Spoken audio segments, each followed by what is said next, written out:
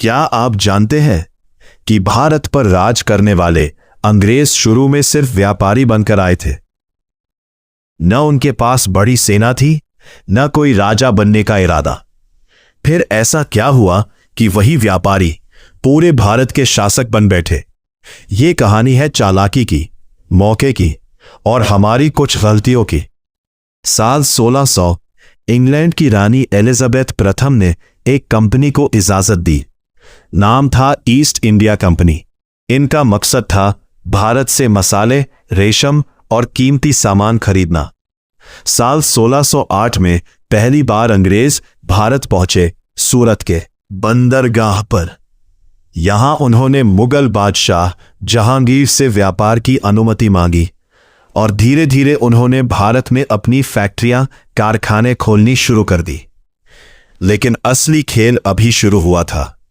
शुरुआत में अंग्रेज सिर्फ व्यापारी थे, लेकिन धीरे धीरे उन्होंने भारत की राजनीति को समझना शुरू किया।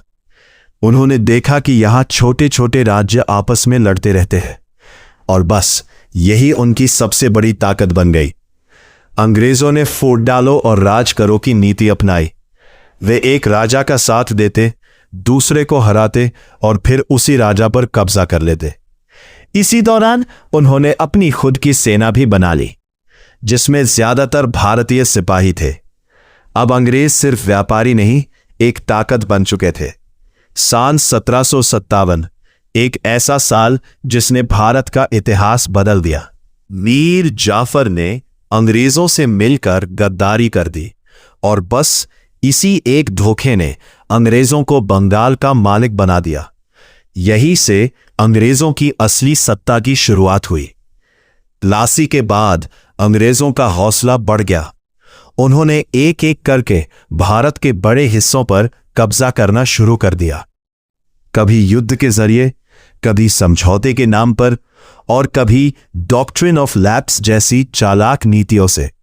मुगल साम्राज्य कमजोर हो चुका था और अंग्रेज हर मौके का फायदा उठा रहे थे। कुछ ही सालों में भारत का बड़ा हिस्सा उनके नियंत्रण में आ गया।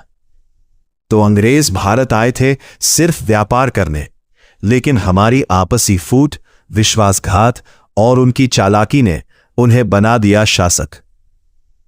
इतिहास हमें एक सबक देता है, अगर हम एकजुट नहीं रहेंगे तो कोई भी हमें आसानी से हरा सकता है। क्या आप जानते हैं कि भारत पर राज करने वाले अंग्रेज शुरू में सिर्फ व्यापारी बनकर आए थे। न उनके पास बड़ी सेना थी, न कोई राजा बनने का इरादा। फिर ऐसा क्या हुआ कि वही व्यापारी पूरे भारत के शासक बन बैठे। ये कहानी है चालाकी की, मौके की और हमारी कुछ गलतियों की। साल 1600